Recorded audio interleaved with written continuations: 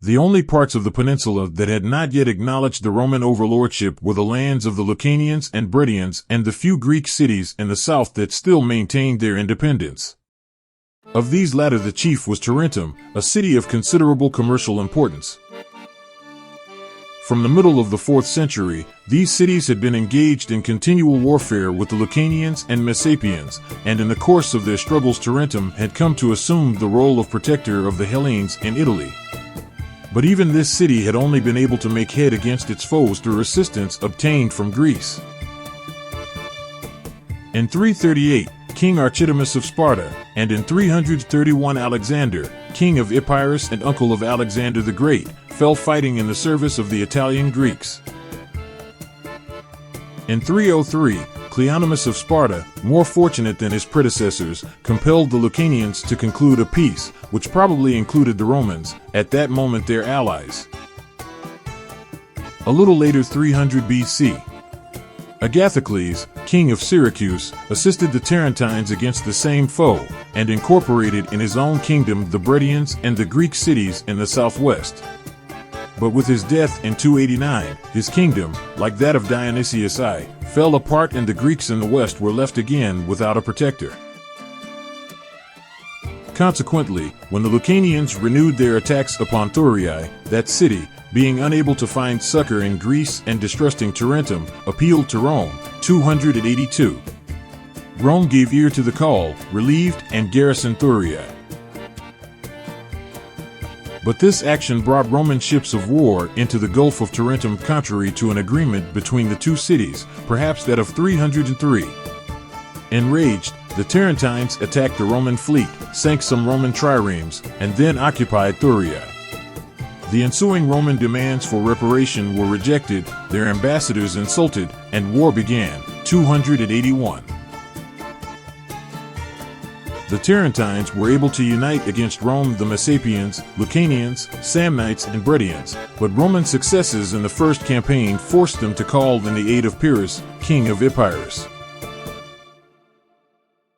Pyrrhus was probably the most skillful Greek general of the time, and he brought with him into Italy an army organized and equipped according to the Macedonian system of Alexander the Great, which had become the standard in the Greek world.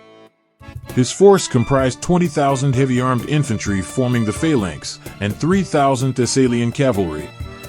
Besides, he had a number of war elephants, animals which had figured on Greek battlefields since Ipsus, 301. The first engagement was fought near Heraclea, 280, and after a severe struggle the Romans were driven from the field. The superior generalship of Pyrrhus, and the consternation caused by his war elephants, won the day, but his losses were very heavy, and he himself was wounded. As fighters the Romans had shown themselves the equal of the foe, and their tactical organization, perfected in the Samnite Wars, had proved its value in its first encounter with that developed by the military experts of Greece. As a result of his victory at Heraclea, Pyrrhus was able to advance as far north as Latium, but withdrew again without accomplishing anything of importance. The next year, he won another hard-fought battle near Asculum in Apulia. Thereupon the Romans began negotiations which Pyrrhus welcomed, sending the orator Cineas to Rome to represent him. But, before an agreement was reached, the Carthaginians, who feared the intervention of Pyrrhus in Sicily, offered the Romans assistance. Their proffer was accepted, the negotiations with Pyrrhus ended, and Rome and Carthage bound themselves not to make a separate agreement with the common foe, while the Carthaginian fleet was to cooperate with the Romans. Nevertheless, Pyrrhus determined to answer an appeal from the Sicilian Greeks and to leave Italy for Sicily.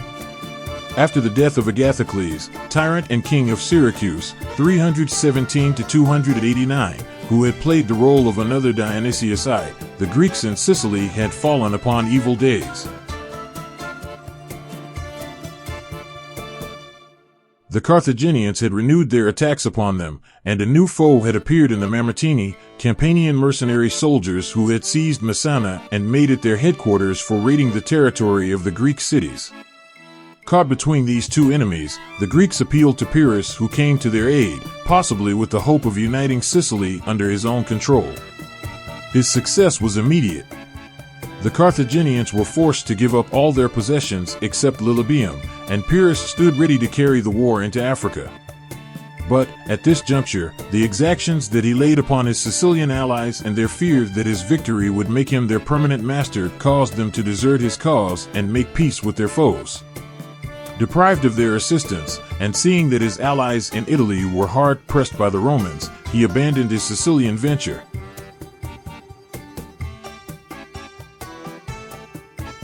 Pyrrhus returned to Italy, with the loss of his fleet in a naval battle with the Carthaginians, reorganized his forces, and advanced into Lucania or Samnium to meet the Romans. While maneuvering for an attack, one of his divisions sustained a severe repulse at Beneventum, 275, whereupon he abandoned the offensive and retired to Tarentum. Leaving a garrison in that city, he withdrew the rest of his forces to Greece, with the intention of attacking Antigonus Gonatas in Macedonia. His initial successes in this enterprise led him to withdraw his garrison from Tarentum and abandon the western Greeks to their fate.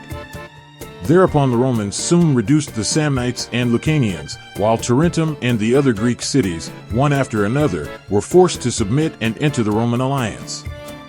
By 270 BC, all South Italy had in this way been added to the Roman dominions.